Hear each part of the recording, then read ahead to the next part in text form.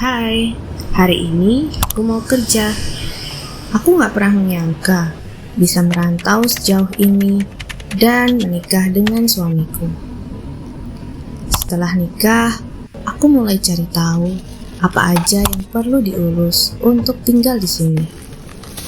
Kupikir cuma soal izin tinggal, tapi ternyata ada satu hal lagi yang bisa diajukan bersamaan, yaitu izin kerja. Suamiku yang ngurus semua administrasi, dan dia bertanya apakah aku berkenan buat kerja setelah nikah. Aku pikir kenapa enggak, karena banyak hal positif yang bisa diambil jika aku punya kesempatan kerja. Beberapa minggu setelah LTVP granted, izin kerja PLOC juga diberikan secara otomatis. Awalnya, aku kerja bukan karena keharusan finansial. Saat itu kami masih tinggal sama mertua, jadi biaya hidup masih cukup dengan.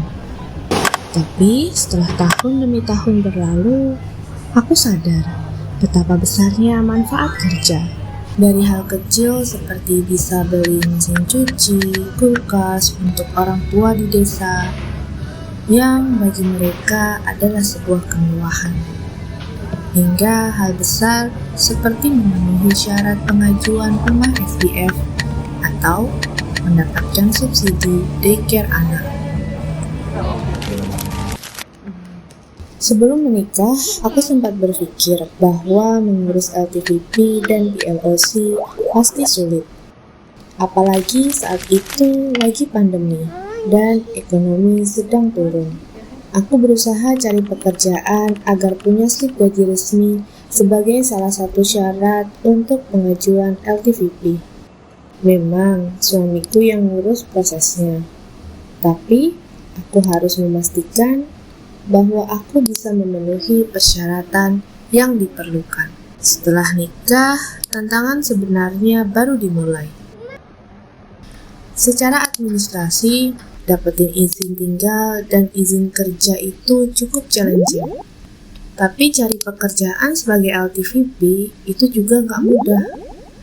Banyak perusahaan yang lebih pilih PR atau citizen karena dianggap lebih aman.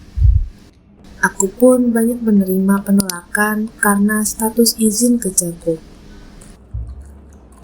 Tapi pada akhirnya aku bisa kerja. Dan dari sini aku belajar bahwa punya izin kerja itu hanyalah langkah awal. Tantangan sebenarnya adalah menemukan tempat yang mau menerima kita.